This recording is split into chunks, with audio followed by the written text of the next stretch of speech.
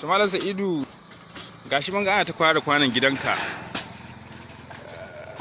Bisa alamu za a saida. Kuma baka daɗe da dawowa daga hannun 'yan kidnapping ba da suka ɗauke ka. Ko me ya faru ne ake ma wannan abin? Yaro na aka ɗauke. Sai gaba da bayani. Yaron ka aka ɗauke? Yaro na aka ɗauke. Yaushe aka ɗauke shi? Jiya aka ɗauke, shekaran jiya. A wani lokaci? Kimanin ya je kai kuɗi ne, ni aka ɗauke, ya kai kuɗi kuma suka riƙe shi. Kwanan ka nawa hannunsu?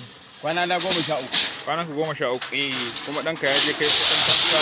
Eh, kuma an riƙe. Sai suka riƙe shi sai suka sako ka? Eh, suka sako ni. Kuma kai gashi ba ka da abincin ma gobe balantana ma abin za ka sako shi. Kuwa. Sai wannan kwanan naka da ake cirewa yanzu ka samu a ga an haɗa abin da aka haɗa aka fanso shi. Duk da kai kan karaɗaɗin ɗaukar da suke ma ba ta sake ka ba.